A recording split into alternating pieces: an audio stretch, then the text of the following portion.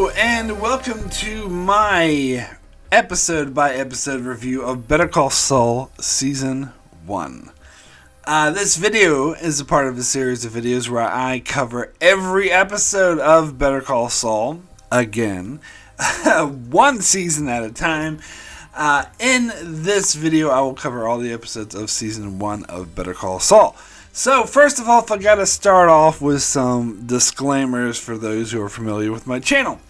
Because, I do this thing. This is the thing I'm doing with this video is become like a regular feature on my channel, which I've done with a lot of shows where I'll cover every single episode of a show one season at a time. So I do a video where I do all the episodes in one season. This videos end up being like an hour and a half or 2 hours long.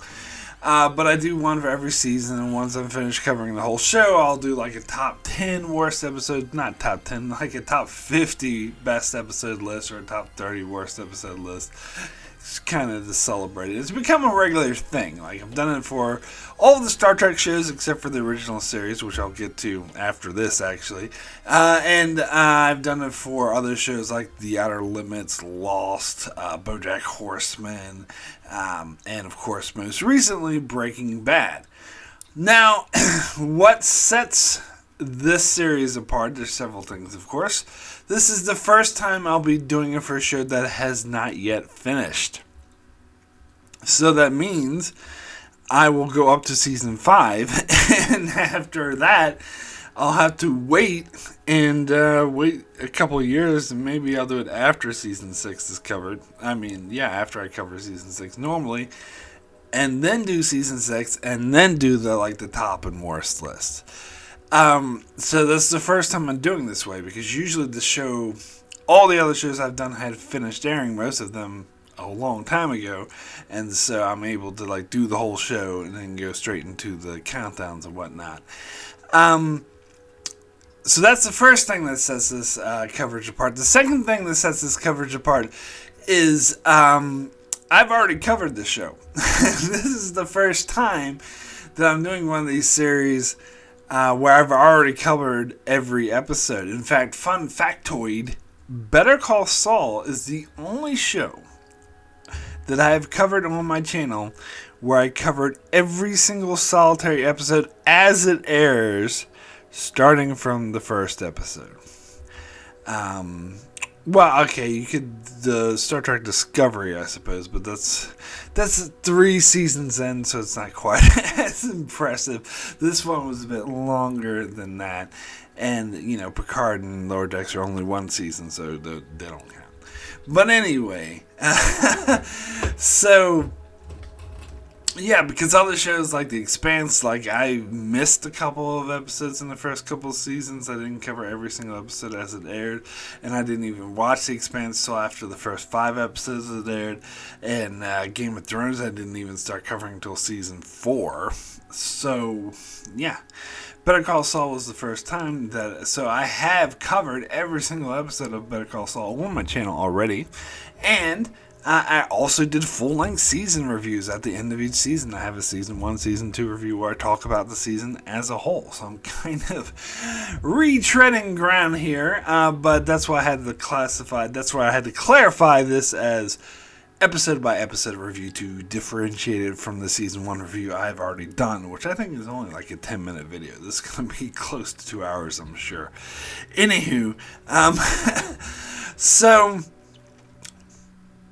then why am I doing this? Why did I decide to break with tradition and do it this way? Well, I'll be honest, the only reason why I covered Breaking Bad is because I wanted to do them both together, to do Breaking Bad and Better Call Saul, and I wanted to do this purposely before Season 6 of Better Call Saul airs, because I want to do this as sort of a lead up into before the final season of Better Call Saul airs.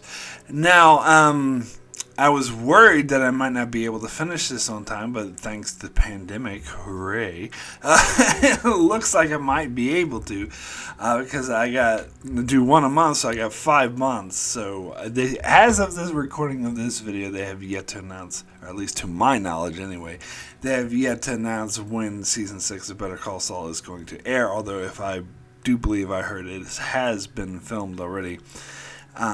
But of course, there's always post-production. So I'm expecting it towards the end of the year, and so that means I might be able to get these get these 5 reviews in on time, hopefully. But that was the idea,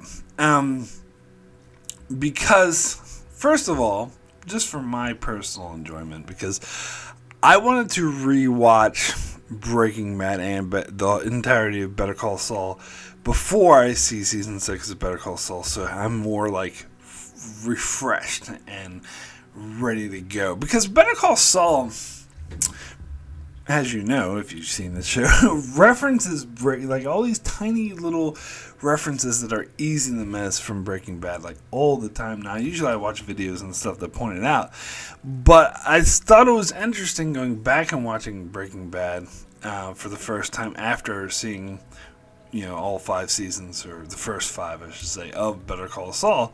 So I was able to look at both shows, really, in new context. And actually, and I talked about this a little bit in my Breaking Bad reviews, that it gave me more context for Better Call Saul and sort of enriches it a bit more. So that's my thinking. And now my thinking is, I could simply just watch the first 5 seasons of Better Call Saul. I don't have to do videos on them. But partly is I don't have that much free time, so sometimes I do these kind of videos as an excuse, so I could have an excuse to watch it, because if I don't do videos on it, it's like, well, can I really spend time watching something that I'm not reviewing, because I should be spending that time watching something I am reviewing? That's kind of how the Outer Limits thing came about, because I know not much people cared about it. Although it did get slightly more viewership than I expected, so that's good. And of course, with Better Call Saul, it's a matter of, well, I've already reviewed it. But you know what? I think it's going to be interesting going back and covering it again and looking at it from a different perspective, and sort of a rewatch after I had years to sit with it, particularly Season 1, which I do think I did look at as with a totally different perspective after knowing where this show goes. Because I went back and watched the original videos I did for this 5 years ago now? Or was it longer than that? It was more like 6 years ago. Anyway, I went back and watched the original videos when Season 1 first aired, and I kept trying to sort of predict where the show would go, and I was totally wrong every time. So, and here's the thing. Now I want to jump into Season 1 of Better Call Saul. And here's the thing. I still look at it as the perspective of the showrunners didn't really know exactly where they were going with this. And I talked about this in my Breaking Bad reviews with Vince Gilligan and Peter Gould. And Peter Gould, of course, mainly took over Better Call Saul. I think Vince Gilligan was more involved in the first couple of seasons, but towards the end it became strictly like Peter Gould's show, and Vince Gilligan was just like an executive producer or whatever. But you still see they work together on Breaking Bad, so you still see their style and touches in both of them. But anyway, regardless, both of them, they talked about how they don't like doing what I would refer to as back-ended storytelling. That is, that they have a plan sketched out, and so they slowly work to that plan. Because they did that in Season 2 of Breaking Bad, and that did not turn out very well. Some people liked it. They didn't. I don't. I didn't think it worked out very well at all. And so when they were doing Breaking Bad Season 5, which I think is the best season of television ever in existence of humankind, they totally did not plan anything, or not much, or not that far ahead, and mostly let it be an organic process. And that's really ironic because it doesn't seem that way. It seems because it's like a masterpiece. It seems like it was planned perfectly, yet it wasn't. However, with the Better Call Saul season 1, I think it actually shows that a bit more, and it's a bit more obvious that it wasn't planned, and they weren't sure where the show was going. In fact, they had no idea how many seasons the show was going to have. I remember talking to someone after season 3 aired, and they were like insistent, like die hard. There's no way there's going to be more than 4 seasons. I was like, well, there's a possibility. It's not a possibility. There's only going to be 4 seasons. Here we are, there's 6. And so, yeah, they didn't know. They were kind of just letting the vibe go where they take them, which, I'm not saying that's a bad thing. As I said with Breaking Bad, it worked extremely well for them in season 5. But I think season 1 of Better Call Saul, and I think maybe even season 2 might be worse, but I'll get to that when I cover that, because again, I'm just going off of memory from seeing it years ago, like 4 years ago, whatever. But anyway, but with season 1, I can actually see why I had a misconception of where the show was going.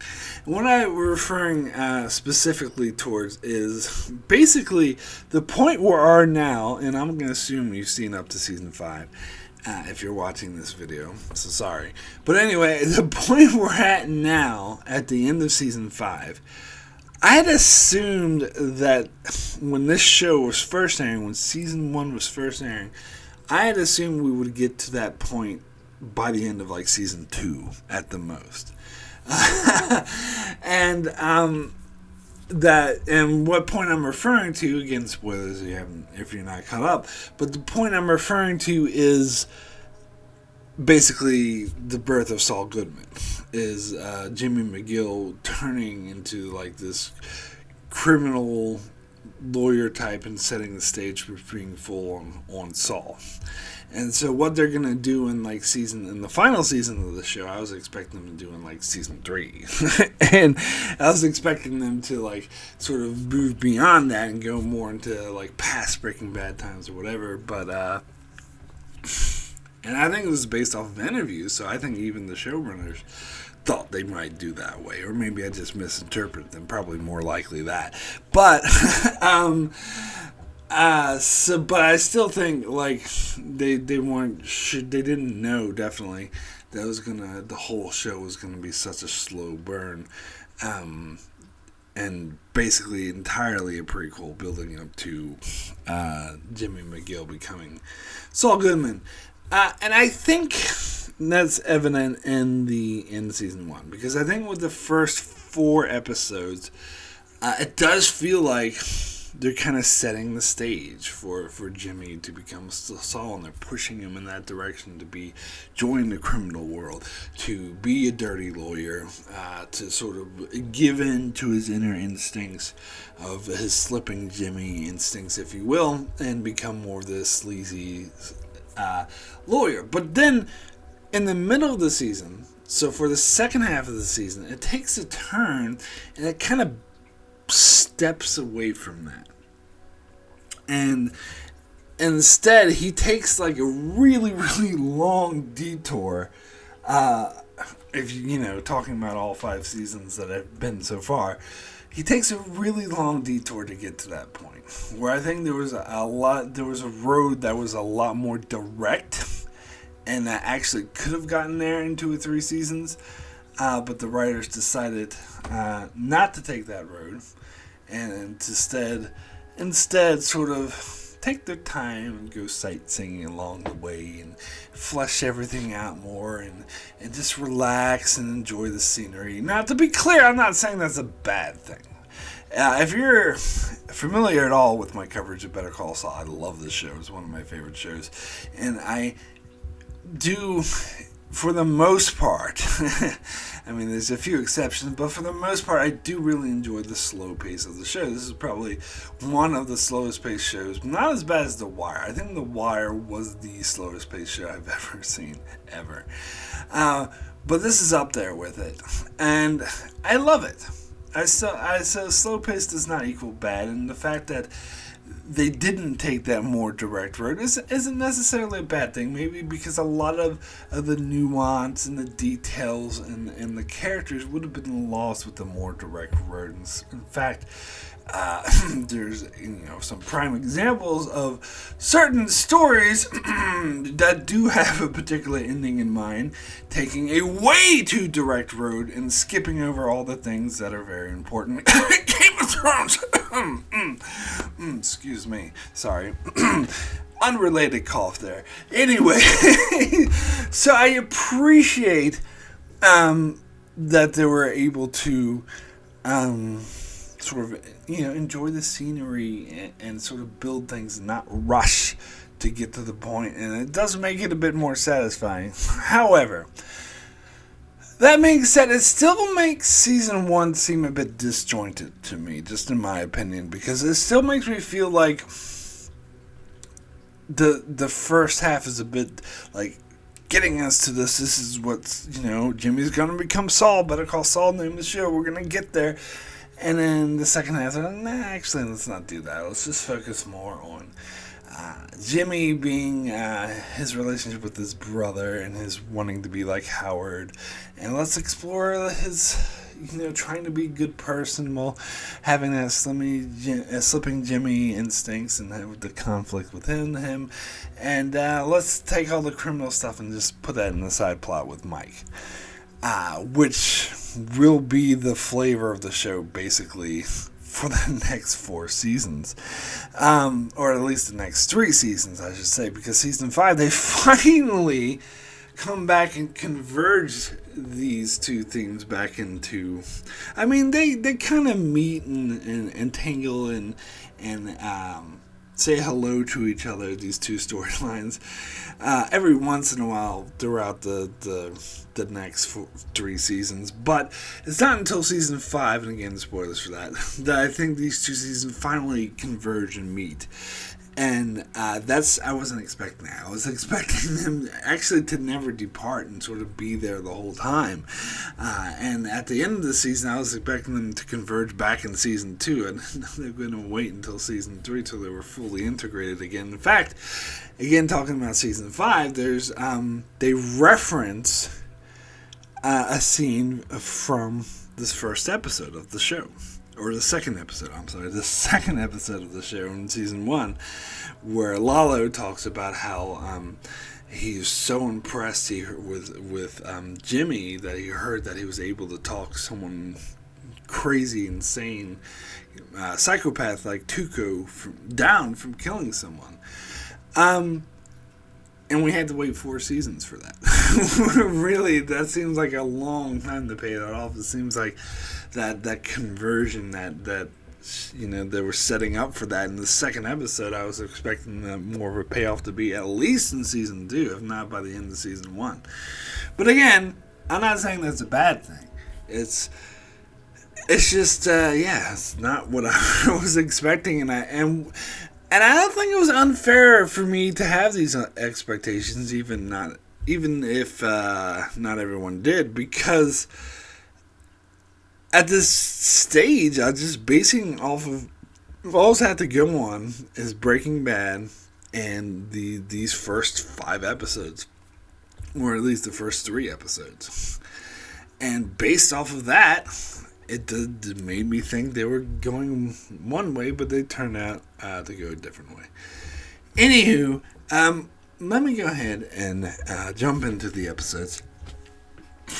Let me start with the first episode, which is called Uno, and it's an interesting theme. I think this is the only season to do it, but every single episode title ends with the letter O, except for episode 5, which is weird. I don't know why they decided to do that. So anyway, episode 1, Uno. It was a decent episode. It was a good introduction to the show. It was interesting choice to do the Gene stuff. Again, I mean, that gave me the impression, ooh, they're gonna get to the Breaking Bad stuff and go past it, but instead they're like taking their time with this Gene stuff. And it was interesting. I do wonder though that people who haven't seen Breaking Bad, like a lot of the Breaking Bad references, like Tuco and whatnot, and Lalo, like if you've never seen Breaking Bad, you don't care. Like it doesn't matter. You're not missing anything. You can still follow the story just as well. But with these Gene sequences in the future, it does make me feel that if you haven't seen Breaking Bad, that it's going to seem a bit off, and it's, at least, if not off, it's not as meaningful. Like it doesn't have the power to it. That's like, oh, they're showing his life, what it was like in this timeline, and he's in exile, but they don't know why, and of course it's not really explained in this show because it was explained in Breaking Bad. So, yeah, and I do find, I mean, you might say that's not a bad thing necessarily, but yeah, I don't know. It feels like it should be open. It's more of like an insider thing for those who have seen Breaking Bad, which, to be fair, is probably the majority of people watching the show, but still. Anywho, it was this one, there was no dialogue. It was just a musical playing over the whole thing. It was sort of a silent thing, and I love that it's very art house or artsy, and sometimes I hate art house if it's too pretentious, but this to me is good. It's done really well because the way it portrays everything through, without any dialogue, just through the facial expressions, it really conveys what a broken, lonely man he has become and how he despises this existence, but at the same time he's still on edge and fearful of his life and is a bit paranoid. They do the same thing. I reference this in Breaking Bad because they did this in season 5 of Breaking Bad too. The same sort of thing. Where they have a guy who looks like this, big tough guy who's there to kill him, and he's freaking out looking at him, but he's just there to meet some other people. He's just some guy, see some friends. He's like, oh, hi, how's it going? Like, he thought that he was, like, staring at him, or, Gene did, or Saul, Jimmy, whatever you want to call him. He thought that this, evil dude was staring at him. But, no, he was just looking at his friends, and it was like, oh, how you doing? They did the same sort of thing with the Jesse in season 5, where he thought Walter White just sent this guy to kill him, but it was just some father waiting for his daughter. And I talked about how much I love that, and I'm kind of repeating it here, but again, I think it's very effective because it does get across that how paranoid he's become, but how lonely he's existing. I think the music and the black and white, of course, and the way this is shot, that all really helps to convey that really strongly without any dialogue. So I actually commend it for not having any dialogue. Now, and I talked before about how I love dialogue, but I can like non-dialogue things if they're done right. Not like that Mr. Robot episode, which was mega pretentious, but I'm not talking about that. Anyway, so then they ended, though. I mean, I suppose you could call it dialogue because they played the Better Call Saul tapes where he's talking, but that's videotapes. There's no dialogue from any of the present characters, certainly not from Gene. But it's perfect because it perfectly shows how much he misses that life. Because before we got to see how miserable he was, and now we get to see like how much he misses that life. But then we jump back all the way back to 2002 at the start of this particular story. It's not the start of Jimmy's story, as we see a lot of background that gets filled out later, but it's the start of this particular story. Which I suppose if you've never seen Breaking Bad, you could just assume that, okay, you could look at it more as a narrative framing device. Kind of like if, a movie where they have, people sitting around the campfire after the events in the movie took place, and I'm like, oh, let me tell you this story about it, and then they flash back and they show you the movie. You can look at it in that same sort of way, but I don't know if it's as accurate or works as well for that, but, whatever. And then, of course, we get the classic courtroom scene where he's defending the guys, the teenage guys who fucked a dude's head, a dead guy's head, and that's kind of a great sort of tonal way to sort of start the episode. And again, they kind of do the non-dialogue thing, because the whole scene, when they're waiting in the courtroom for him, they play the whole scene with no dialogue, and there's no dialogue until Jimmy himself is speaking. He's practicing in the bathroom, and he comes in. He's the only one to talk. And then even the district attorney doesn't have any dialogue, so he's the only one who speaks in the entire scene. And so again, that's an interesting choice. Although I think the judge or something might have one or two, your witness or whatever. So it might not be the only. Don't correct me on this. It might not be the absolute only, but really, essentially, he is. And that was like a sort of epic pull when the district attorney, the only thing that he does is like shakes his head and like gives Saul, like, he gives the jury a look, and he gives Jimmy a look like, are you fucking serious? Come on now. And just plays the videotape. That was beautiful. And so, and the rest of the episode just does a really good job at building the story, building the characters who will become familiar with Chuck, his fear of electromagnetism, Howard, and how Jimmy hates him and resents him, and Kim, who's a close ally, and then it also introduces us to his past, his slipping Jimmy past, and explains, and without giving us all the background, which we'll get later in the season, of exactly how he came to Albuquerque, it lays the groundwork for that. So I do think that is beautiful storytelling, particularly if it wasn't planned out, because it does flow perfectly throughout the entire season. And then there's also the Kettlemans. It introduces us to that concept. And how, of course, the skateboard guys try to con Jimmy, and he's like, and he just schools them, because he's that's his thing. That was his thing, but he gave up that life. But still, when he sees these amateurs trying to do what he used to do, he used to be the king at, basically. It just rattles him, and so he uses that to his advantage to try to score this. The Kettlemans. Now, it's an interesting concept, because Jimmy, and you can see this with his relations with Chuck, is Jimmy's trying to go straight. He wants to be a legit lawyer. He hero worships Chuck and sort of wants to be like him and wants to be a legit lawyer. But he's finding it hard. He can't do it. He's being frustrated with the fact that he's not being successful. He's pretending like he is, like, he answers his phone as if he's the secretary, Office of Jimmy McGill. That's, makes for good comedy, but it's also great character building. And so he wants that, but he's so frustrated that he can't do it.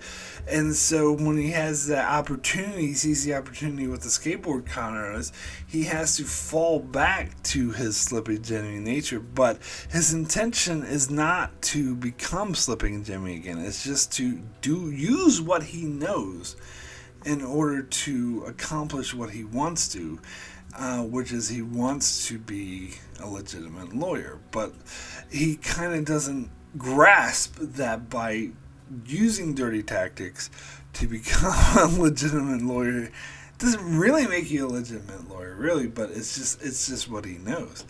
And so so that was brilliant. So I actually thought this was a really good first episode. And of course, the ending where they showed Tuco, to me, especially when I first saw that, that was a big nudge. Oh, look, it's a character from Breaking Bad. And that's something I think would have been totally lost. If someone who hadn't seen Breaking Bad, they saw the ending of Tuco, they'd be like, oh, it's some, vicious looking dude. Oh no. But I wouldn't have that, punch. Oh, look, it's Tuco. Anywho, so yeah, a strong first start for the show. So let me get to the next episode, which is Mijo. And again, I always love any episode. Lost did this a lot, but I love shows that show you the events that already took place, but from a different perspective. So here you see from Tuco's perspective of the skateboarders coming in, because at the end of Uno, you're like, what Tuco? What the fuck is he? What's going on? But here they sort of explain it, and that the skateboarders basically pulled the con on the wrong person. Because they just had a similar car, and they kind of fucked around with the wrong person as well. And then Jimmy found himself in a situation where his life was in danger. And again, as I said in my intro, this is kind of giving the impression that they're going to lead into the thing, but they take actually a really long time to get there of Jimmy being involved in the whole criminal thing. But anyway, it does help establish his character and the type of that he is actually a good lawyer and a good at convincing people to do things that they don't want to do, because he, from the get-go, I never feel like he's patronizing Tuco. I mean, obviously he's playing up to him, but I feel like I would use the word that he's being diplomatic. That he is, that he's not blowing hot air out Tuco's ass, per se. But he's trying to be as diplomatic as possible to get on his good side and get the outcome that he desires. And you can tell, for one thing, you can tell that he's a bit amateurish at this, especially compared to, Saul from Breaking Bad. But you can also, he has that instinct that he's naturally good at it. It would make him a naturally good lawyer.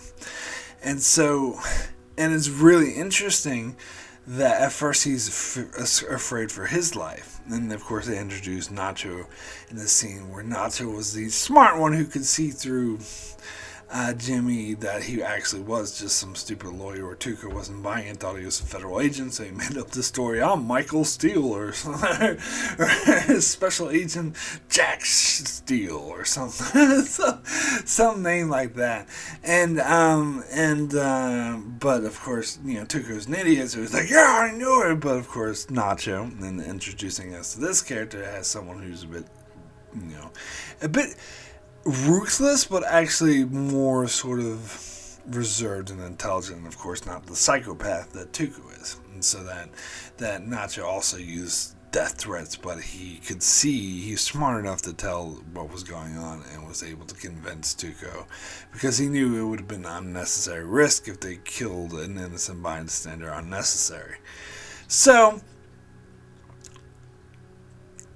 Jimmy talks himself out, and he's able to go free, but it's interesting that he decides to stay behind and risk his life, basically, to try to save those two kids. And it shows, for one, that you can see that he couldn't really live with himself if he just let those two kids die, that he feels a bit responsible, and that he's a decent human being. And also, he's able to sort of show off his lawyering skills. Like I said, at the end of the scene, when he carts the two kids to the hospital and they have broken legs and they're screaming in pain, and it says, you're the worst lawyer ever. And he's like, I talked you down from a death sentence to 6 months probation. I'm the best lawyer ever. And I think he's right. And I think, as I said, and I think all the way in season 5, Lalo is correctly impressed with his skills of able to talk a psychopath like Tuco down from killing some people and just breaking their legs instead. That was actually a huge feat. And I think that he is actually a naturally good lawyer, that he's good at arguing his case and good at convincing people to do things that maybe they didn't want to do in the first place. And so that's that's important for his character going forward. That's important information to know, because it sets up, because a lot of, particularly the first couple of seasons, hinges around the question of whether or not Jimmy is a good lawyer or worthy of being a lawyer. Because, of course, there's the characters in the show itself have differing opinions on this, which we'll get to shortly. But anyway, it is interesting seeing the interactions between Chuck and Jimmy in these earlier episodes, knowing the twist that's coming. Because season 1 is actually kind of, and this is something that Breaking Bad never did, and I don't think Better Call Saul ever does it later, but it's kind of a twist season. It's kind of like a Fight Club or Sixth Sense, or that kind of thing, or Pimento, where like you watch something and you have one perspective, but then you get to the end of it and you see there's actually that things were not actually, there was a twist that reveals that things were not as they were presented, that you were actually, there was some other hidden meaning that you were unaware of, but now you're aware of. So when you go back and rewatch that, you see it from a totally different perspective, from a totally different point of view, because now you're aware of what is really happening, where you weren't aware of this the first time you saw it. Now, of course, what I'm referring to is the fact that Chuck doesn't think Jimmy should be a lawyer, and that he, and not Howard, is the one who has been sabotaging him. He's just been using Howard as a scapegoat in order to sabotage Jimmy this whole time. Now, I mentioned it in this episode because this is when they first kind of, where you see them as like, you see the most caring, I would say, these first couple episodes of their relationship, which of course after this season, their relationship turns completely sour and only gets worse as the show goes on. So it's interesting to see these two brothers to care about each other, and that Jimmy is willing to like go through all this rigmarole and devote a huge portion of his time to helping Chuck, who has this condition. But yeah. Anyway, let me go ahead and get into the next episode, which is Nacho. Who, he actually doesn't appear all that much in this episode. At the end of the previous episode, I believe, is when he had his preposition of, let's go into this together and con the Kettlemans. But, and that's when I first saw that, I thought, oh, he's saying no now, but he's gonna do it, and he's gonna become involved in the criminal underworld, and that's how he becomes Saul. But actually, no, not at all. He's a totally different person. It's actually, especially going from watching Breaking Bad to this, you can see how, and I think this is exactly what they were intending to showcase, just how different of a person Jimmy McGill in this episode compared to Saul Goodman, because Saul Goodman would be like, oh fuck yeah. And again, I thought that was the conclusion of the season finale of this season, that he was like, oh yeah, I'm gonna say fuck yeah to that. But of course, again, they actually didn't go in that direction. They took a much longer scenic route to get there. But anywho, I don't want to jump the gun here. I'm talking about this episode, Nacho. So, yeah, so Jimmy he doesn't want to, risk Nacho killing him, and he doesn't want to violate attorney privilege client privilege, even though technically Nacho's, not really his client. He never actually paid him any money. He didn't do that dollar thing like they did in Breaking Bad. But anyway, he still doesn't want to violate that, but he can't stomach the fact that the Kettlemans are danger. And again, he can't it shows what a good person and what a different person he is. They just couldn't live with himself if anything happened to the Kettlemans when he could have prevented it. So he tries to find an anonymous way, which again, hilarity ensues when he does this stupid robot voice. And they're like, what? And he tries to call him with that thing and goes like, Kettlemans are in danger. And they're like, what? What are you saying? What are you saying? It's like, Kettlemans are in danger, bye! And hangs up. And then, of course, God, I fucking love this episode, actually. The way that the Kettlemans are abducted, and so Saul, I call him Saul, but whatever, you know I'm talking about. Jimmy assumes that that Nacho did it. And Nacho thinks that Jimmy set him up and gave the information to another crew who did it and betrayed him. And so it was such a great scene, the way that Jimmy kept, when Nacho called him in, Jimmy kept blathering on, oh, this is what you need to do, you need to turn yourself in, you need to tell them where the Kettlemans are, you might get 20 years, the best I can do, and the whole time, Nacho's just glaring at him with hatred, it's like, you fucking set me up, you're dead.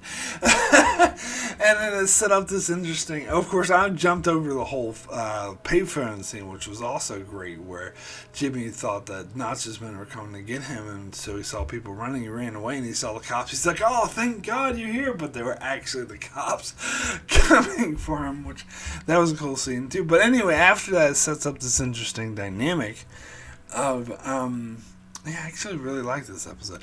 It's this interesting dynamic of Jimmy, of course, his life being in danger because he has to get Nacho free, otherwise he says that he's going to kill him. And the police are 100% certain that Nacho did it. And he's trying to sort of skate around that and the sort of nice tightrope that he's walking. And of course, I haven't talked about Mike yet. That was another sort of introduction. That was a weird thing because Mike, of course, beloved character from Breaking Bad, and you see him as the phone booth guy. Not phone booth, I'm sorry. Toll booth. Is that what it is? It's parking booth. He's a parking warning. Whatever. The guy at the parking garage who lets people in and out. I don't know what you call that. But anyway, he's there, and he's being a sort of a dick to Saul. Or to Jimmy, sorry, the whole time about the stickers, and they had this sort of adversarial relationship because Jimmy never has a lot of stickers. And I glared over some of the montages they had in the I think it was the previous episode of Mijo where they had the montage where Jimmy was doing all the court cases, and he kept having confrontations with Mike. He's like, oh, you're a troll, give me the stickers, like that. It was actually really funny shit. And then, of course, I also skipped over to the dude who's got petty with a prior, like the DA guy. Oh my God, he's great, but I'll talk about him later. Anyway, sorry. Back to this episode. His relationship with Mike comes to a head because, Mike is doing the same bullshit, and he's just at this stage, he thinks his life is in danger. He needs to take care of this Nacho situation or he's dead. So he's just like, well, fuck this, and just opens up the gate, and so he goes out, and this leads to Mike saying, you're banned from coming back. And again, his life is still in danger, so he's like, don't quit fucking around, I don't have time for this bullshit, I need to get into the court. And Mike's like, I suggest you park somewhere else. And then, of course, they have the physical confrontation, but then you have that interesting spin, because Jimmy knows that the Kettlemans abducted themselves, but the cops aren't taking them seriously, and so the cops try to use this situation with Mike to get, intimidate Jimmy into, trying to convince Nacho to admit he's guilty. But Mike immediately doesn't go along with it because he can tell that Jimmy's right. And Jimmy can tell that he can tell that he's right. And that's the only reason why he wouldn't press charges. And so that leads... And so this is a great introduction to how these two characters meet and become involved with each other. I thought it was actually quite brilliant. And that... and Mike is the one who gives them the helpful tip of where to find it, how to find the Kettlemans, that they're probably just close to home. The other important thing I want to talk about this episode is Kim, which is another character, which is really interesting seeing her interactions with Jimmy and the way she's portrayed in these earlier episodes. Now, knowing everything I know about her and where they'll take her character in the future and her relationship with Jimmy. And their relationship here is portrayed as, I suppose there might be kind of romantic undertones to it, but it's not. It's definitely more of a... I think I would even go as far as to say it's a healthier relationship than when they actually do become romantically involved later in the series.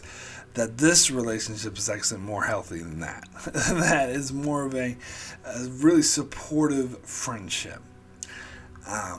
That, I mean, they're kind of a bit flirty at times, but I still think it's more of a friendship than a full-on romance. And it's also interesting that Kim is the one who's trying to, like, she's involved. Jimmy tells her about the shit going down with Nacho, and she wants to help him, but it's like, doesn't want him to get in trouble, but he's like, look, I could get killed. But she lets him play it out the way that he wants to, and he's able to find the Kettlemans. So yeah. And I'll talk about this now. Even technically, it's not until the next episode, but it concludes the story of. I love the confrontation he has with Nacho, where Nacho, like, he gets Nacho off because he proves that the Kettlemans just abducted themselves, but Nacho's still pissed off with him because he can tell that Jimmy warned him, and that's why they ran away. And he's like, you know, you betrayed me, so there will be consequences. But then again, Jimmy, doing his good lawyering, actually talks Nacho down. He also, and his reasoning here is really sound, and I think that's how he's able to convince Nacho not to do anything. Because I think he sees worth in Jimmy, and I think he does see that he could be useful in the future. And I think he sees that Jimmy actually has a point. Because Jimmy, basically, without admitting that he was the one who warned the Kettlemans, even though it's obvious to both of them that he was, he says, it basically tells Nacho that it's his own fault that he got called, that he was sloppy, and he should actually thank the heavens that he warned the Kettlemans. Otherwise, the cops would have had him, and he would have went to prison. And he's got a point. And I think a lot of, like, Nacho's threats were kind of posturing too, especially knowing what we know of Nacho later in the series. But anywho, let me go full on into the next episode, which is called Hero. So this is when Jimmy gets his bribe from the Kettlemans, and he figures out how best to spend it, and he's looking at new offices and whatnot. But one thing he does decide to spend it on is being petty against Hamilton. Hamlin, sorry, I call him Hamilton. So he goes out of his way to get the same exact expensive suits. And to look exactly like Hamlin, and to put up an advertisement billboard right on the same road that he knows that Hamlin takes to work, and makes a billboard that looks exactly like HHM's sign, and it says like GMM for James. I don't know what his middle name, but I think it must start with an M. McGill. And then he, you know, of course, has the picture of him, and they even, like, sort of fade his hair in the picture, making it look more blonde. And Hamlin, of course, freaks out. Is like, what in the fuck is wrong with him? And then, of course, Kim tries to talk some sense to him, but Jimmy's like, no, he struck first by trying to get me, not allowing me to keep my name and wanting me to practice under a different name. And so they go to court, and Jimmy tries to plead his case to a judge, but the judge doesn't really see it his way. And, the judge is like, fine, you can keep your name, but that billboard's ridiculous. It has to go down. And then so Jimmy tries a different tactic. He wants to get a news have the news be on the side and do a news story about how he's the little guy being attacked by big evil law firms.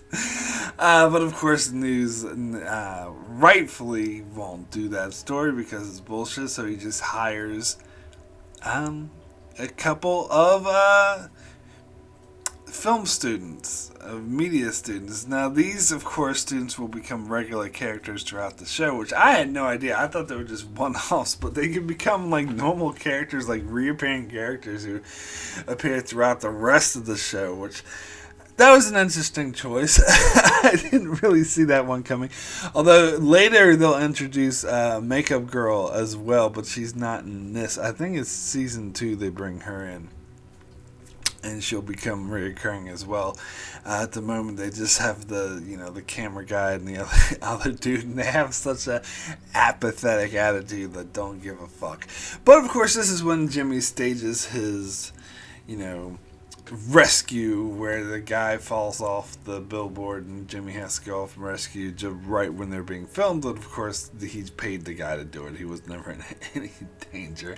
And it was just to get publicity, and it of course works.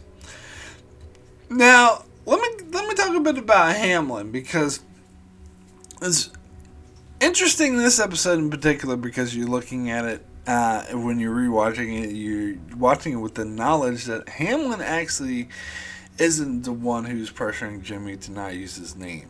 That's actually coming from Chuck. He was just doing it through Hamlin because he's a coward. And of course, that will be explored why Chuck wouldn't want Jimmy to use the McGill name. So Jimmy is ill-informed, and you think about it, Hamlin's actually kind of the victim here because, granted he is a bit of a dick, but he trusts Charles. He's like a lifelong partner and friend. Well, not like a business partner, I should say, and respects the hell out of Charles, and or Chuck.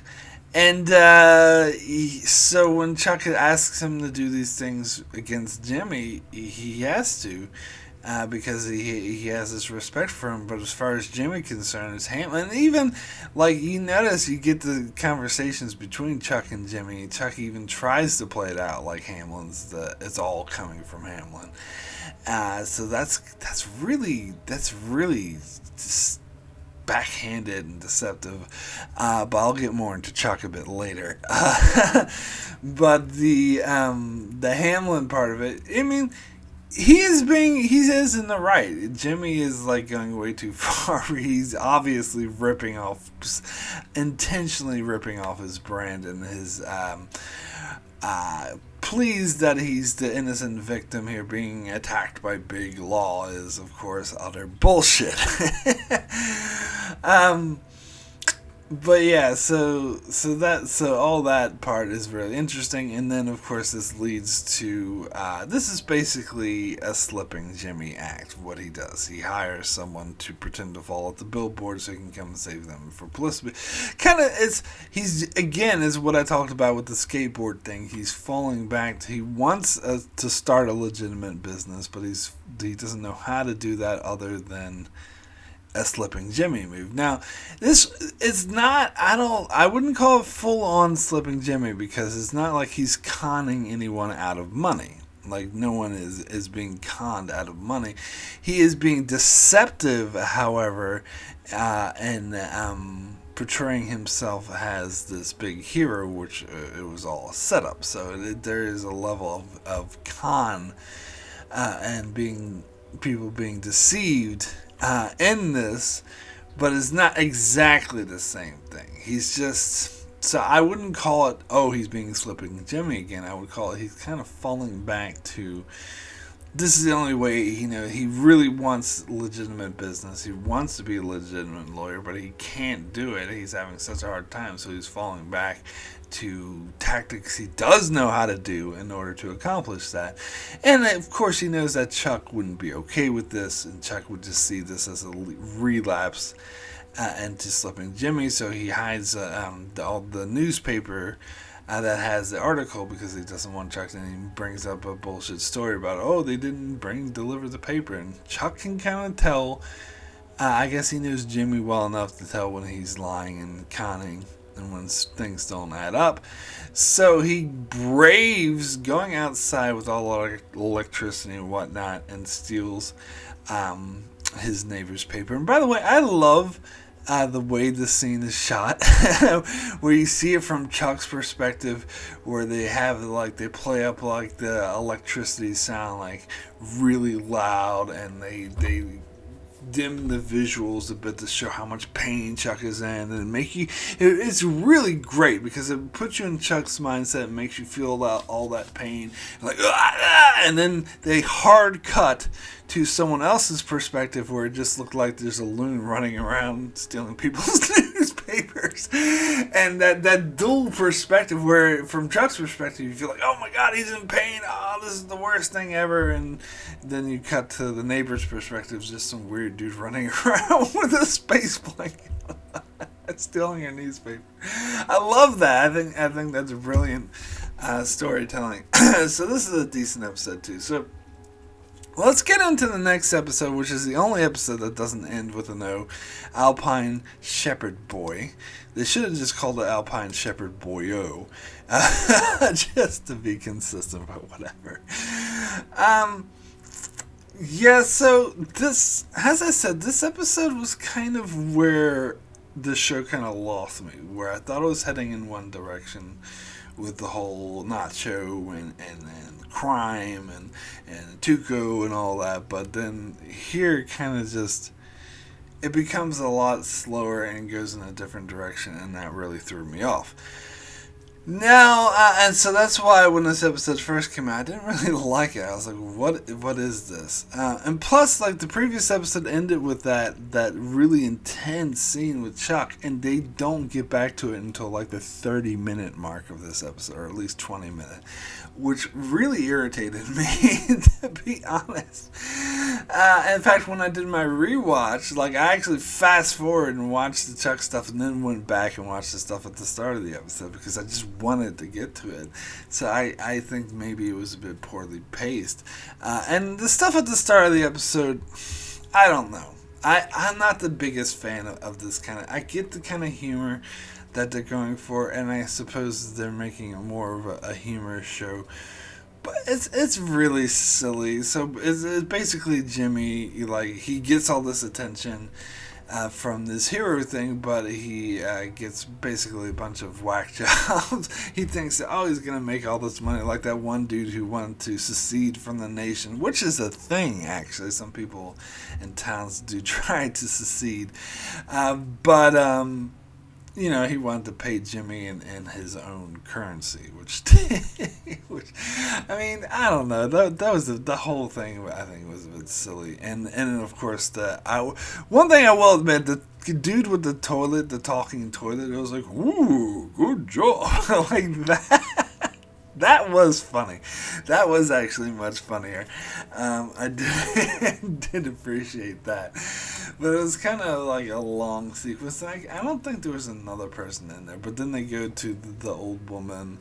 And that's the only experience that was like legit. And that Jimmy was really good at, and they mentioned the Alpine Shepherd Boy, which I don't know why they named the whole episode off of that, but whatever, that's silly. But anyway, so Jimmy knows that that's the one thing that actually is legitimate and working for him, and he's really good at it, and so this spins off the whole thing about him going into elder law, which, again, I thought he was become a criminal lawyer. What the hell is this show doing? But, watching it, I've watched it now, so now I know how they took a long way around to get to it. But I wasn't expecting this at the time. Anyway, So then we finally get back to the Chuck stuff. And it's really interesting. I find this scene really interesting because at this stage, Jimmy is still unaware that Chuck is the one who's been sabotaging him. And so, and again, it's really contrast from this to later seasons where, there's all about the Jimmy and Chuck feud. Where here, Jimmy is like being really caring for him. He comes in because, and that, by the way, the whole scene. They did have at the start of the episode, actually, to be fair. They did have one scene at the start where the police came in and tasered Chuck, but then they went back to all the Jimmy stuff and took until 30 minutes till they resolved it. But I love that scene where with the police. It was so interesting because you see it from the police perspective. He seems like a drug addict and he has this equipment. Oh, he's definitely a tweaker. But from Chuck's, he tries to talk all this legal mumbo jumbo, and they just ignore it and walk away while he's talking. I love that. He thinks, Chuck thinks he's being all clever. It's kind of like, it's like the opposite of what Walt did in Breaking Bad, where when Hank had Jesse cornered in the RV, and unbeknownst to him, also Walt cornered in that RV, and so Walt was telling Jesse, "This is my domicile, and you're not allowed." Blah blah blah.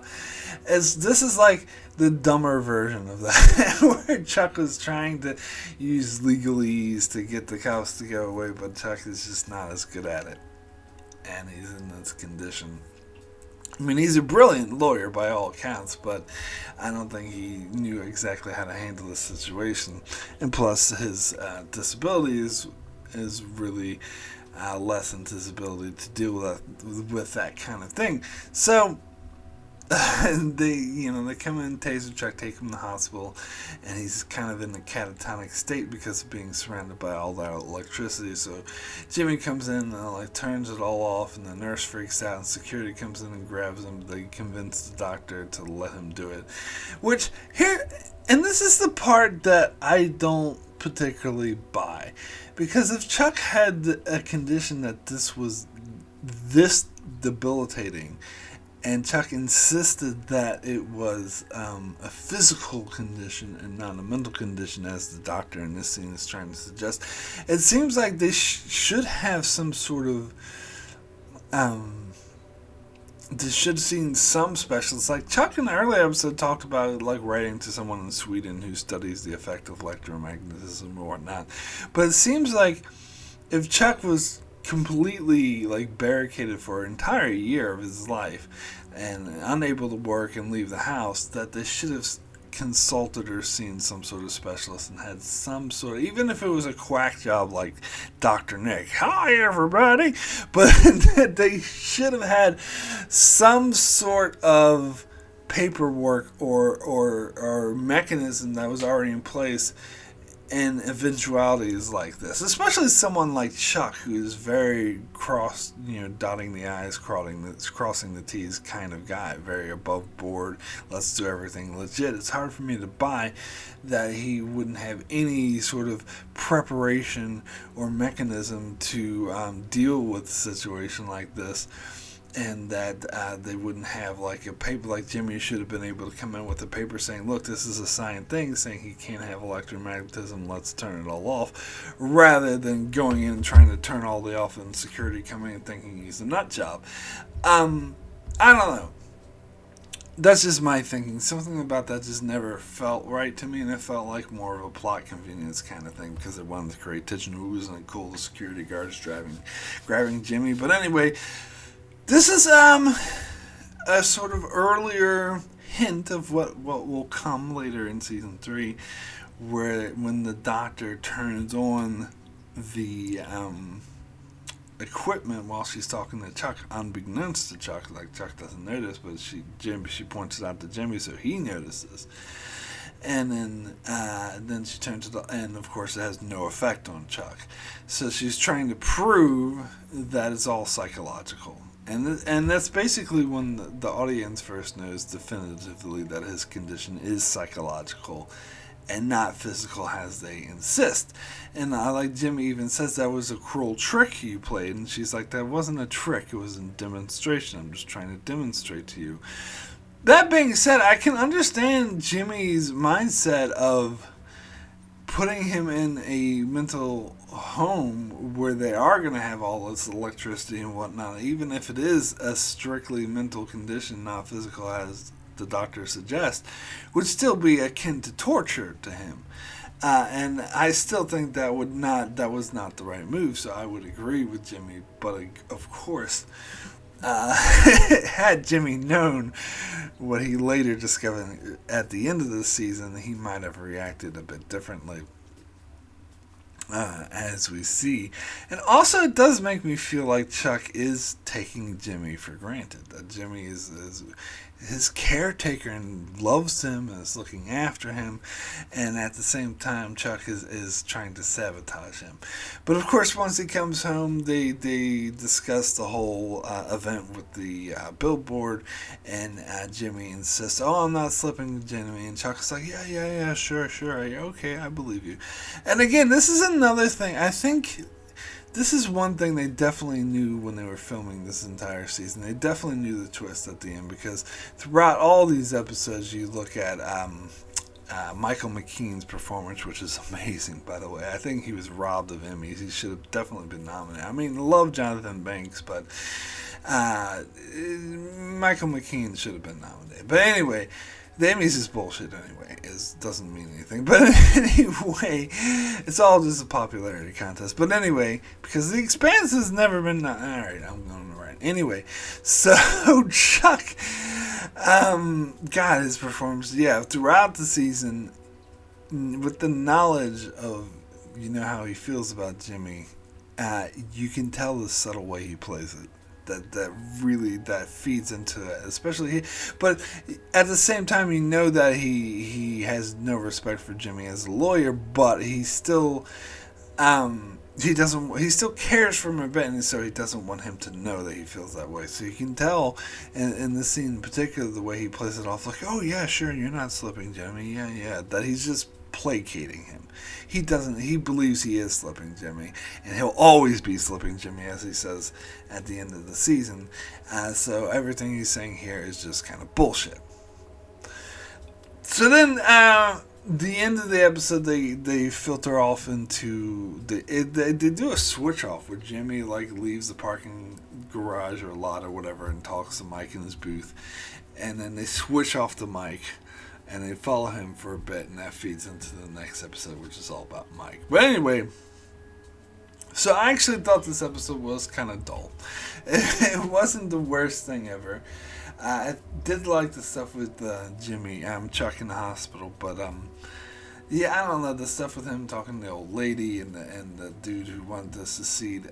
It just dragged for me, honestly. And also, it was a bit jarring, because this is where the show takes a hard left from being a show, Breaking Bad-esque criminal underground show, to, hey, this is about a lawyer doing elder law. But anyway, I mean, you could say the whole Chuck thing was baked into the show from the start, but I still find it a tonal shift. Anyway, let's get into episode 6, next episode, which is called 5-0. Now, when I first reviewed this episode, I basically said this episode was good, but not great. It was okay, and I got a lot of pushback saying, a lot of people who loved this episode, and I was like, I can't believe what the hell is wrong with you. And the main thing I cited for not really loving this episode as much as everyone else did is that I found, again, this was too much of a shift, too much of a sudden turn, to do an entire episode with Mike that Jimmy barely appears in, and all of a sudden it's the Mike show. It was too jarring for me, because Mike barely appeared in those first 4 episodes. He was just a dude in the booth who was being a dick to Jimmy, and I still to this day insist that this would be the only reason this wouldn't be jarring to someone is because they've seen Breaking Bad and they know who Mike is and they're familiar with him. It's like, oh, of course we can do an episode about Mike because Mike's a great character. But if you've never seen Breaking Bad before, you think that's just the old dude in the tow booth. Well, why the fuck are we following him? Like, it makes no sense. And I just thought it was too jarring to have these two vast different stories. Now, knowing what I know now, seeing the rest of the show, or most of it up to season 5, I know that that's actually going to become a regular thing. That for most of the show is actually going to be two separate stories. You have the Jimmy stuff and you have the Mike stuff, and usually they're pretty separated. Every once in a while they'll come and intertangle and say hello to each other. But as I said, for the most part, they're two static and different stories. And I didn't know I didn't know that's what the show was going to be, so it was jarring for me. And also, like, I still don't know if I agree with that format, shall we say. As I said, so basically, the show's called Better Call Saul, and it follows Jimmy, but it basically becomes the Saul-Mike show, or the Jimmy and Mike show. Like, you got the Jimmy stuff and you got the Mike stuff. And usually, as I said, every once in a while they'll intertwine and meet up, but for the most part they're totally separate. And so I still don't know how I feel about that particular format. It only works if you look at it as a Breaking Bad prequel. If you look at it as its own show, like if Breaking Bad never exists, I don't think people would buy that format. And so I think those who haven't seen Breaking Bad might find that a bit off-putting, about jarring, or like, why are we following this old dude in the booth? But whatever.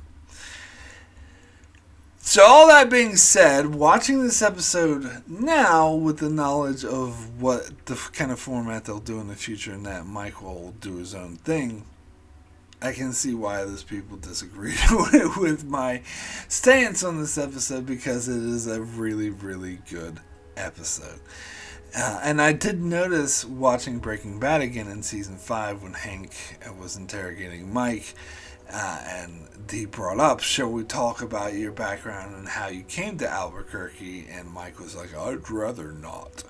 And so now we get into that history of how he ended up in Albuquerque and why he wasn't a police officer in Philadelphia anymore. And it was very powerful. And I love the way they slowly discern information. They never explain exactly. So Mike moves to Albuquerque to be with his granddaughter, because his daughter-in-law moved out there. They didn't explain exactly why she moved out there. Did she have other family out there? Did she move out there for a job? Did she just want to move someplace warm? Like, they never really explained it, but whatever. I should say I moved to Albuquerque once just for the fuck of it, so I can't really criticize her for doing that. Just because I wanted to live someplace new and different, but I was only there for like a year. But anyway, but even if that was the case, I wish that they would have explained that.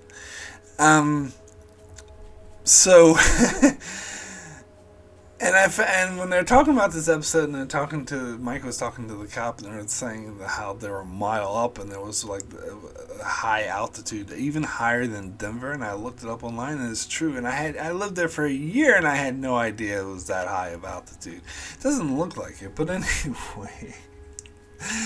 That explains why it was so freezing cold that night, though. But anyway,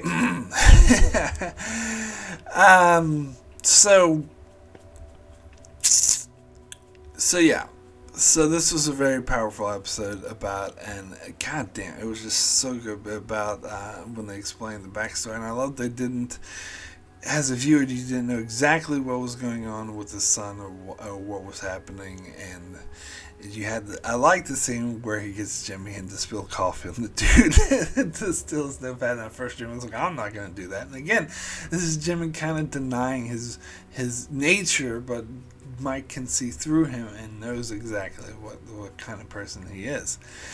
And that will be a character arc for Jimmy for the first couple of seasons of him denying his nature.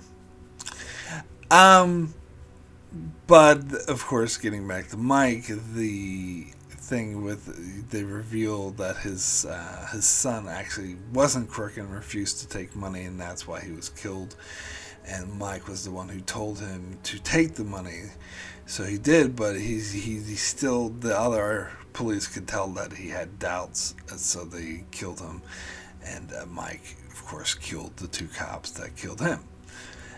And goddamn, that was such a powerful scene. Oh my god, when he set it all up, the situation up to kill those cops, like, it was heart-wrenching. And then hearing him explain all this to his daughter-in-law, who he was hiding all this from, of course. God, it was just a extremely powerful scene. It was heart-wrenching, and this he did deserve an Emmy nomination for, which I believe he got. God, yeah. So, in retrospect, knowing that the show is going to follow that kind of split format, I can appreciate this episode a lot more and see that it was an extremely powerful one. So, one of the better ones of the season for sure. Alright, next we get into the next episode, which is Bingo. And I just watched The Naked Gun again. And I always think of that scene where he's like investigating someone's house and trying to look for evidence to prove they're guilty. And he looks in the drawer. You see him look in this drawer and he goes, bingo! And he pulls it out. It's a bingo card. Keep thinking of that when I watch this stuff. But anyway, Jimmy's going all in on his elder law, and he dresses up like Mad. That's funny. And he runs bingo or whatever to help, and I guess that's what they named the episode after. But it's dealing like, so Mike owes him a favor. Dealt with the aftermath of 5-0 at the start of the episode, and then where Mike just has apparently the older cop from Philadelphia they were friends with, so he just has a nice conversation with them, so they're pretty much going to drop it. And then we move on to the Kettleman story, where Kim is representing the Kettlemans and presents them with an offer where he only spends a year in prison, they return the money. But of course the wife is an idiot, I think is the best word I could use to describe her, who refuses to even admit there's money when everyone knows there is, and insists that she's innocent when everyone knows that they're not. So they fire Kim and Howard, and this is where I will say Howard is actually a dick. Regardless of anything Chuck does, this has nothing to do with Chuck. That he sanctions Kim and pretty much demotes her and has her go move to like a shitty office because she lost the Kettleman case, which of course had nothing to do with her. It's the fact that the Kettlemans are idiots, I think. Yeah, in this case, Jimmy is right to be mad at Howard. So he's not the complete innocent victim, and he is a bit of an asshole. Anyway, so the Kettlemans go to Jimmy, and Jimmy, of course, has no interest in taking the case. And it's like, why don't you go back to Kim? But they kind of try to threaten him with the fact that they already gave him a retainer, which is the money they gave him to blackmail and to keep him quiet about the fact that they had money, and so that they kind of sort of blackmail him into covering him. But he comes up with this better idea because he sees the case and see how hopeless it is and see that they're morons and they actually should take the deal that Kim got them and that he wouldn't be able to do anything as good as what Kim was able to do. So he comes up with a con of his own, and he gets Mike's help, and Mike does it as sort of payback for helping them. And this is a cool scene. I still like the music they played during this scene where Mike was sort of staking out the house and tracking down the money. Again, it's a really, really slow paced show, but it's cool. Like, it's really stylized, and I really like it. And and they find Mike finds the money and steals it and brings it back to Jimmy, and Jimmy takes it to the DA, and he does, air quotes, the right thing, which was very interesting. And of course, this will come back into play at the end of the season. And so he goes to Kelman and is like, look, the money's already on its way to DA. You already don't have it. So you might as well take the deal. Otherwise, you better do it now, because if you don't, then you'll have nothing to bargain with. And so they do. So he's able to talk sense into them. And that, again, that was a great scene.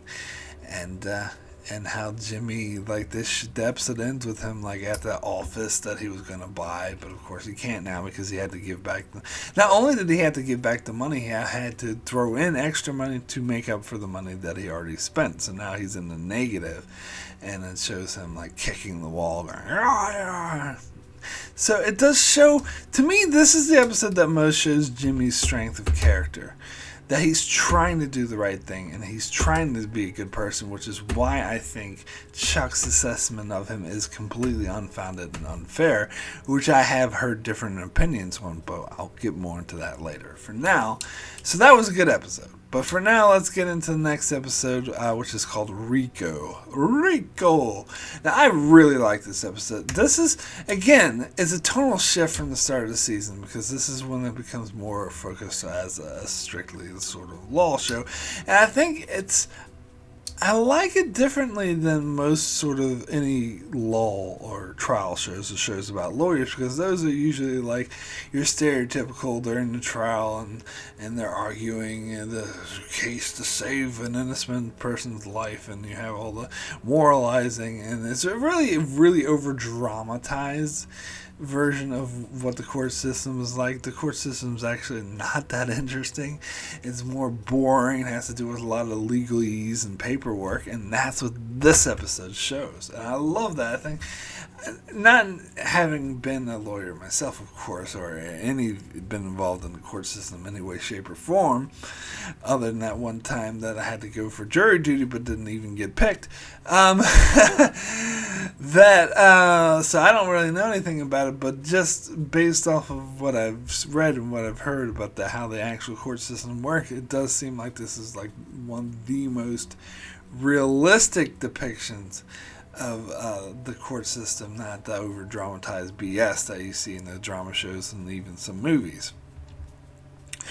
And particularly about how I think Aaron Brockovich was a movie example of just how tedious the actual law system is. But anyway, I like how because basically, and it is a bit silly though at the start, because Jimmy writes his thing on the toilet paper.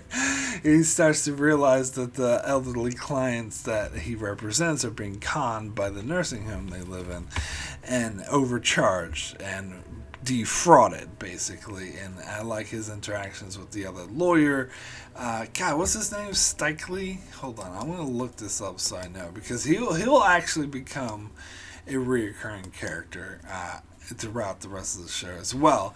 And I do like that, how they pick up on these characters and bring them back, because I didn't think he would be. I honestly thought he was just going to be a one-off. But apparently he's a somewhat well-known actor. He's been in some other things that I didn't recognize him, but other people recognize him. Alright, I'm looking him up right now. See if I can find his name. Rich Schweikert. Yeah, that's it. Rich Schweikert. And the actor is Dennis Sicarius. I can't pronounce that. Other people are going to correct me. What else was he in? He was in Batteries Not Included, The Bourne Legacy, and Billions. Okay. I don't. That's what IMDb says he's most known for. I have a feeling he's actually most known for something else, but whatever. Anyway, Schweikart, and I liked his sort of interactions with Jimmy here, and how he. Basically, he was being really condescending. He's a condescending prick, so it's interesting that Kim will end up working for him in later seasons. Because he's like, the only reason I'm contacting you is because I thought you might be related to Chuck. And that is really condescending. But then, the most interesting thing about this episode, though, is that you do see Jimmy and Chuck working as a team. Like, they do work together as a team, and Chuck helps him, but basically Jimmy is proving himself. And it's interesting that none of that actually works on Chuck. That Chuck can't see Jimmy's worth with all the hard work that he's doing. And granted, he's a tiny bit shady, like climbing in the dumpster and he gets shredded evidence, but he doesn't actually do anything too con-like. Because here's the thing, and this is the argument I will strongly make, is that Jimmy wants to be legitimate at this stage in his life. He fell back on some pointless cons because he was stuck and he didn't know how to proceed forward to get to where he wanted to go. Shortcuts is probably the best way, and that, so Chuck does have a point that he takes too many shortcuts. But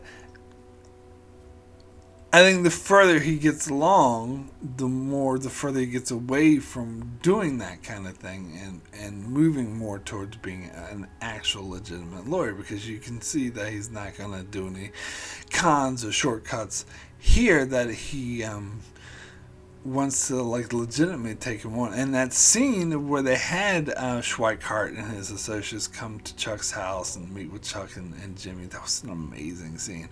And how Jimmy was doing most of the talking, but Chuck of course had this condition, but eventually finally Chuck spoke up, and it was like, when Schweikart asked, well, how much money do you want? It was like $12 million.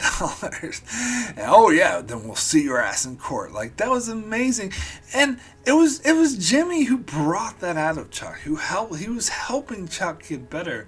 And you could see that that they really worked as a team, and you could see that they cared for each other and loved each other.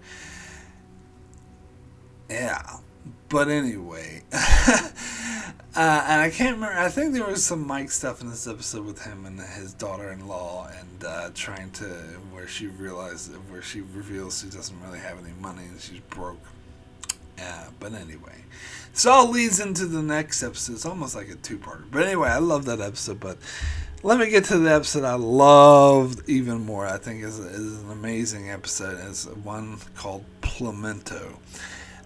Which I hadn't realized when I went back and watched Breaking Bad, when he was doing a stakeout with Jesse, that he had pimento sandwiches for Jesse. These small little callbacks to like tiny little details that most people who just watch the show casually I would never pick that up. But anyway, so yeah, let me start with the Jimmy stuff. So this feeds into that where Chuck was working with Jimmy and finally convinced him to take this case to HHM, because he knew that the Schweikart were just trying to bog them down in paperwork, because he knew that he could delay them because they were just two lawyers and they couldn't handle a case of that size. So the only way to do this correctly and service the clients correctly and actually go after this nursing home would be to get the help of a firm like HHM. And so Chuck convinces Jimmy to do that, and Jimmy's like, all right, fine. Well, just think about it. I'll have an office right next to yours. And you could tell, and again, this perfect acting. You could tell that for Michael McKean, you could tell that that really hit him. That, oh, fuck no, you're not working at HHM. You're not disgracing my legacy. And then you see him go out and use Jimmy's phone, which, as Jimmy talks about later in the episode, was like having a blowtorch up to his ear, to call Howard. And you don't see the conversation, which I think is smart to cut, but you can tell that something's up. And it was such a breaking scene. I mean, you think that they could have mentioned to Jimmy right away that we're gonna take the case, but not you. But they kind of play him along, string him along. She was like, oh, I'll take the office down the hallway, that one office. And Hamlin's like, what? I don't understand. And Jimmy's like, the office. I want a good office. And then Hamlin asks everyone to leave. But this is, I don't know, it's kind of naive. They're playing dumb, because they know that Jimmy thinks he's going to work at HHM. And they know that they're not going to let him do it, but they act like they don't know what he's getting at, and they act like he already knew that they're just taking the case and not him, which clearly they know for a fact. So I don't think that's the smartest way to play it, and especially allow him to make an ass out of himself like that instead of telling him straight up, we just want the case. But they do, and then of course Jimmy flips out. Flips his way and tells Howard to go fuck himself, basically. And of course, he doesn't use that kind of language in this show. I think he says "screw you," and he takes the case and refuses to give it to him, and says he'd rather burn it to the ground than give it to him. And again, Chuck is playing. He's such a deceptive asshole. He's playing it. So, I can't believe Howard would do this. Oh, how would Howard do? And he even said that. Howard's like, how could you do this to? Why would you do this to Jimmy? It's God, it's so despicable. But anyway, so I love this scene. I forgot about this scene. It was such a good scene where Kim goes to Howard and says, I think you're being unfair to my friend. I think he earned this. Why are you doing this? And Chuck is just like, you know what? If you have any feelings about this, keep them to yourselves because I don't care. Get the hell out. And so when Kim starts to leave, he's like, wait, stop, come back in and close the door. And we don't see what happens. They cut the scene, but it's clear that he reveals to Kim what's really going on. That it's Chuck who is the one who's pushing him to do it, and that's why he's doing it. It's not that he has anything against Jimmy. He actually thinks he's a hard worker. It's the fact that he's doing Chuck's wishes. And so then you see, and it's played so well because we the audience don't know that at the stage, but you see Kim go to Jimmy and be like, just take the deal. I think you should take the deal because she knows that it's his own brother that's sabotaging. But again, he can't reveal this to him because it's really not her place to. And so she just tells him to take the deal, and he kind of feels like she's betraying him. But she's just like, no, seriously. Like, in the way she says it, you can tell that she cares about him, and she just wants to do what's best for him. And so he's starting to... I think that's when Jimmy starts to tell that something's up. And then he realizes that, like, his phone was dead when he knows that he didn't leave it on. And then so he calls the phone company, does some investigating, finds out that there was a deleted call from Chuck to HHM, and from then it's not really hard to figure out what happens. And then I think it's still one of my favorite scenes of the show. It's up there with the chicanery scenes from season 3, which I'll get there. I think it is one of the best scenes of the entire show. Where Jimmy confronts Chuck about it. And again, Jimmy's being all sly about it too, because he knows from the start that Chuck is the one who betrayed them, and yet he's playing along with him when Chuck is like, oh, I can't believe Hamlin's doing this to you. He's like, oh yeah, sure, hey, I got an idea. Why don't you threaten to quit? Just threaten to quit. Use your nuclear option. If you threaten to quit unless they hire me, there's no way they're going to say no. You don't actually need to quit, just threaten, and there you go. Done. And then he starts, and then you can tell, oh God, this whole scene is acted like so amazingly well. It's one of the best scenes in all television, I think. And then Jim, because he goes straight into that, if that's what you really want, and getting all pissed off and anger because he knows that Chuck's full of shit. And then he reveals, that he knows that Chuck is the one who's sabotaging, and that was him all along, not Hamlin, which is a life-altering. It makes him, like, completely destroys his perception of what he thought reality was, of what he thought people were. And it's something I can relate to personally, having an experience like that, where new information comes and it makes you realize that the whole situation, your whole relationship with someone, you thought it was one thing, it's actually another, and you just weren't aware of it. And that's, yeah, again, I think it's played very well. And so Jimmy confronts him about it, and Chuck eventually just breaks down and says, "You're not a real lawyer," and does this whole spiel about, University of Samoa, what the hell is that? What a joke! And goes on about how he'll always be slipping Jimmy. Now, in my channel in the past, I basically used the phrase "fuck Chuck" a lot, and people familiar with my reviews will talk about that and how I think, and they explore even more in future seasons how Chuck is he's driven by jealousy of Jimmy a lot, and so it's not really coming from a nice place. But here's the thing, and this is the sort of argument I want to get into, because I've heard a lot of different opinions and reviews and commentary on the show saying that Chuck is right about Jimmy, which I disagree with. And now, Chuck isn't completely wrong about Jimmy, because you do see he does rely on tactics. And of course, you could say, knowing what kind of lawyer he eventually becomes, Saul Goodman, who's an out-and-out criminal, you could say, oh, Chuck clearly has a point.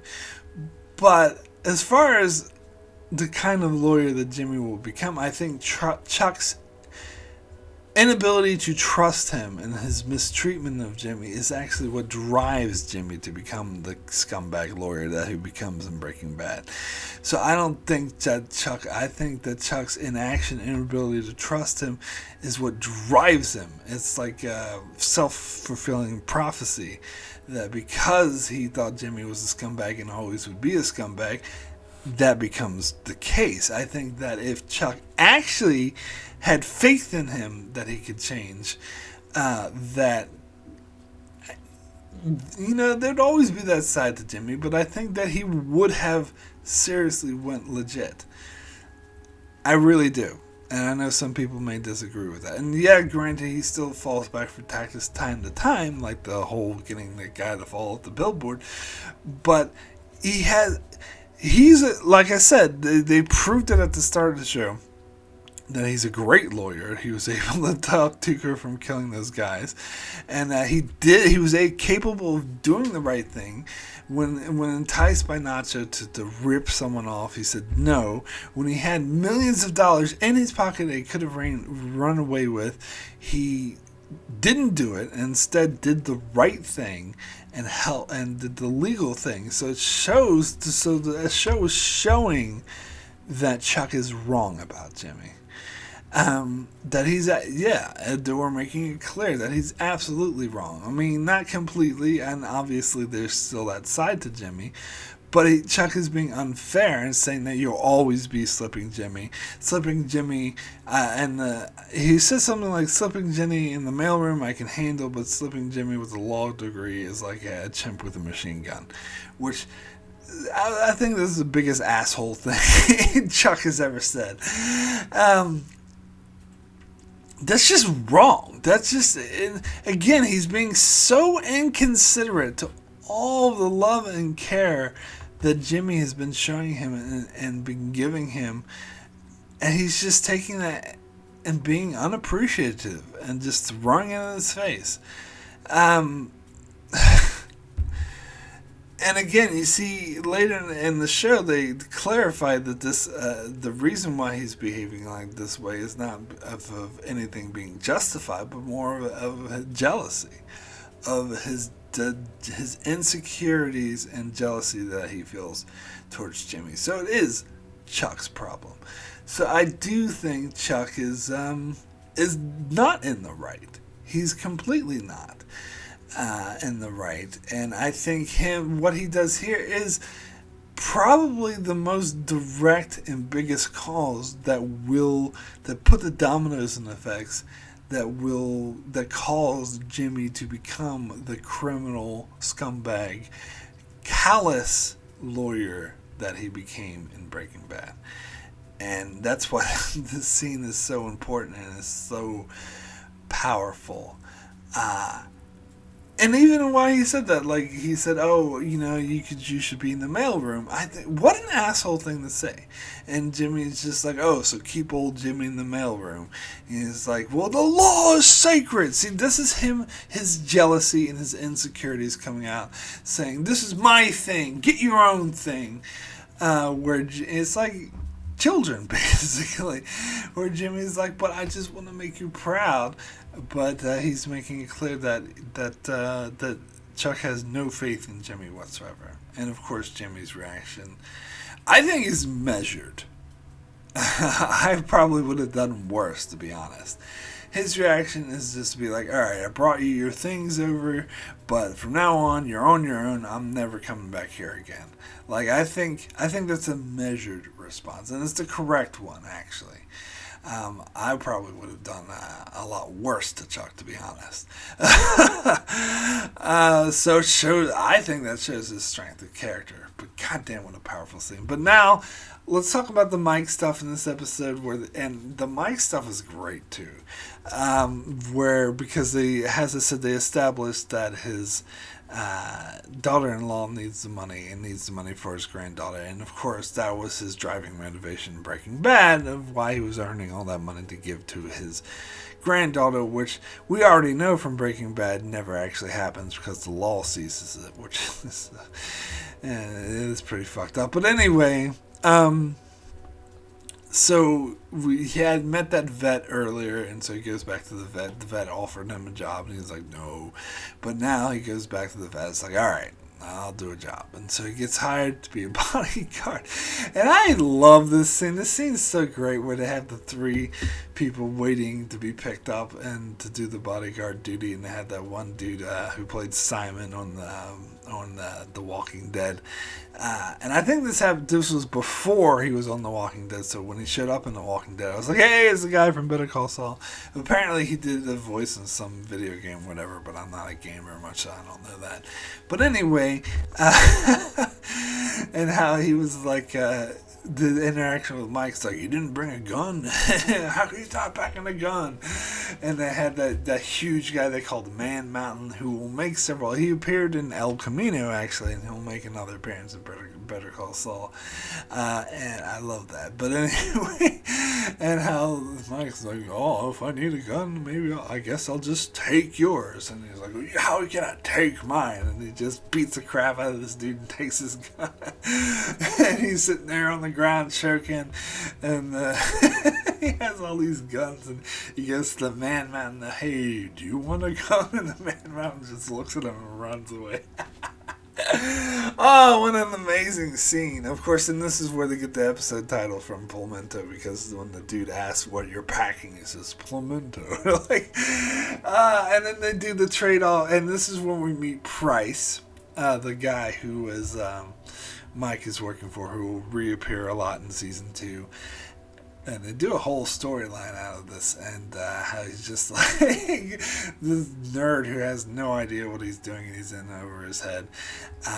And so Mike is like, hiring me is like the smartest thing he did, which he's correct. Like, this dude that has no idea what he's doing, he's able to see through Nacho when he's like short some $20 or whatever. So God, yeah. This episode's amazing. It is. I think it is definitely one of the best episodes of the show. It is an amazing episode. So finally, we come to the finale. Marco, which is my name. How about that? Anyway, and it has to do with Jimmy's old friend from his Slipping Jimmy days, who we saw in the flashback earlier in the season. And because Jimmy is sort of after the trauma of what happened, it was a very traumatic event for Jimmy. What happened with his brother Chuck is that he can't deal with anything, so he runs back to Cicero to meet up with Marco, who, of course, his life has gone to shit and he misses the con. And so they have this whole sequence of them doing the cons together.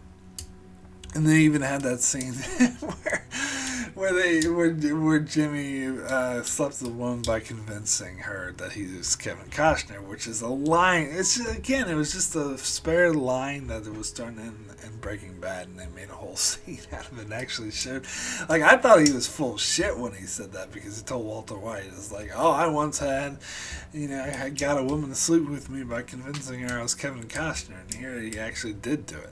It was kind of funny when she was all pissed off, and he was like, if you build it, I will come. But anyway, yeah, I don't know about this episode. Like, I think this was kind of a letdown for the finale, particularly after how powerful the last couple episodes were. This one felt kind of like, and I think this is when they really start to slow down and backtrack. And again, as I said, I'll get to season 2, but from memory, I find the beginning of season 2 incredibly boring and slow paced. But we'll see. We'll see if I change my mind about that. But yeah, it did seem kind of an aside. I mean, it was somewhat interesting. Like, it was pretty straightforward, though, that he did these cons with his friend, and he's feeling alive again, but he realized he had to go back to reality. But then his friend, that's all he had, and then he died of a heart attack. And I don't know, that whole dying of a heart attack thing, that felt a bit like melodrama to me. I don't know. It made me think of all these, like, Oscar bait movies, but whatever. I mean, it's a decent episode. It's not the worst thing ever.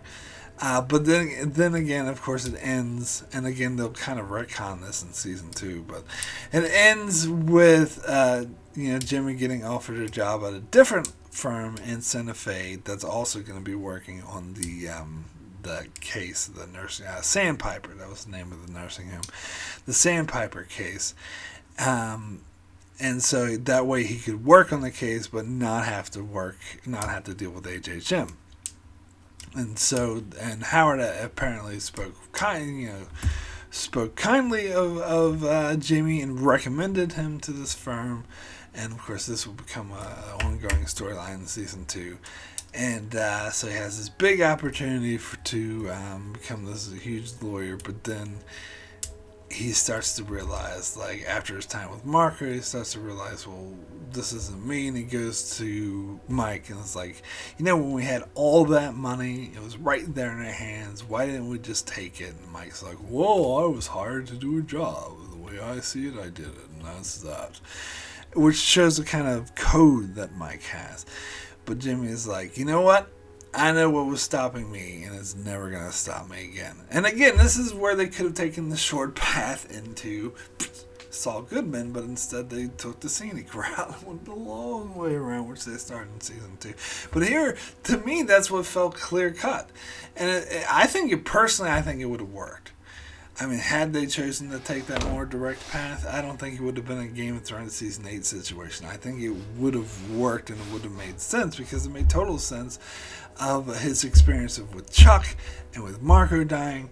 He was saying, okay, well, next time that happens, I'm just going to... Now, he wouldn't go straight from this to being Saul Goodman, Breaking Bad style immediately. Obviously not. There's still ways he would have to go, but would be a much more direct route. But instead they kind of backtrack that at the start of season 2 and make him go a much longer route to get there. But again, I'll talk about that when I get to season 2. The more I think about it, the more I think season 2 is going to be my least favorite season of the show. But I don't know. As I said, it's been a while since I've seen it, so maybe I'm wrong. Anywho, those are the episodes of Season 1 of Better Call Saul. So now, as I always do, I'll name my favorite and my least favorite episode of the season. I'll start with my least favorite episode, and that's very clearly Alpine Shepherd Boy, because there's not really any bad episodes. I wouldn't even call this episode a bad episode. So there are no bad episodes this season, but to me, this is the only one that was kind of okay. Like all the other ones I thought were really good to varying degrees, but this one was kind of like, yeah, as I said, it meandered a bit. Like with this, the stuff with Chuck where he's like on fire or whatever and at the hospital, like that was pretty powerful stuff. But it didn't really have anything else. Like the stuff with the whole guy trying to secede and the old woman being like, "Where's my Alpine Shepherd boy?" You gotta be honest, it was kind of boring. The toilet thing was funny, I will admit.